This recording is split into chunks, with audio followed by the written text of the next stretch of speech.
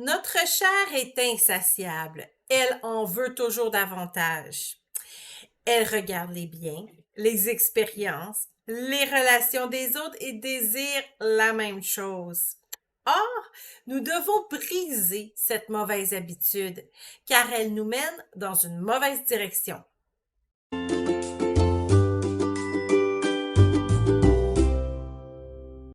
L'image est cliché. Un enfant est heureux avec son camion rouge. Il l'aime tellement qu'il prend son bain avec ce jouet, il dort avec ce jouet, il mange avec son jouet. Ils sont inséparables. Puis, un jour, l'enfant rencontre un autre enfant qui a un camion bleu. Son copain est heureux avec son camion bleu et l'enfant se met alors à désirer un camion bleu identique. Soudainement, son camion rouge n'a plus d'intérêt. Il se met à pleurer parce qu'il veut ce camion bleu. Son bonheur dépend de cet autre camion maintenant. Ce n'est pas une scène qui se produit seulement chez les enfants. Même adultes, nous agissons de même. Et ça, depuis très longtemps. Le peuple refusa d'écouter la voix de Samuel. Non, dirent-ils, mais il y aura un roi sur nous, et nous aussi, nous serons comme toutes les autres nations. Notre roi nous jugera, il marchera à notre tête et conduira nos guerres. 1 Samuel 8, 19 et 20. Le peuple d'Israël avait Dieu comme roi. C'était le seul peuple sur terre qui avait Dieu comme chef d'État, représenté par des prophètes et des juges comme Samuel. Mais un jour, ils ont regardé aux autres nations païennes autour d'eux et ils ont désiré avoir un roi, comme toutes les nations, ont-ils dit.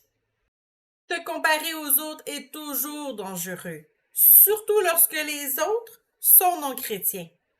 Il est facile de regarder aux non-chrétiens qui multiplient les conquêtes, qui nous racontent leurs belles histoires romantiques et de désirer nous aussi avoir la même chose qu'eux.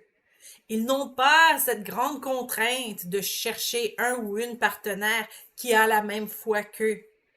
Ils peuvent cohabiter ensemble sans avoir à se marier, ce qui leur permet de briser leur solitude beaucoup plus rapidement qu'un chrétien qui désire suivre le plan de Dieu.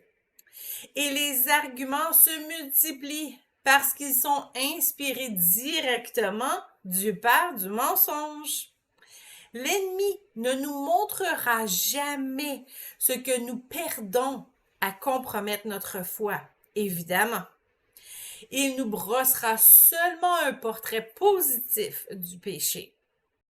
Il n'y a rien de mal à vouloir se marier, avoir une grosse maison, 2 voitures, des enfants, chiens, chats. Mais pourquoi désirons-nous tout ça? Pour être comme nos amis? Pour être comme les personnages dans nos séries télévisées?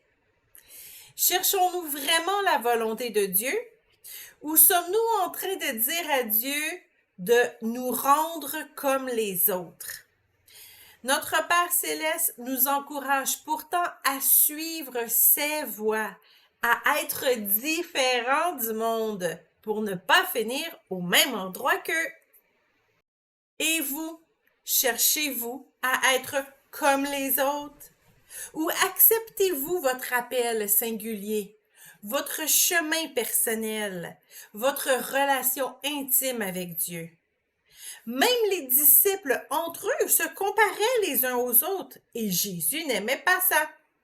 Jésus lui dit, « Si je veux qu'il demeure jusqu'à ce que je vienne, que t'importe? Toi, suis-moi. » Jean 21, 22.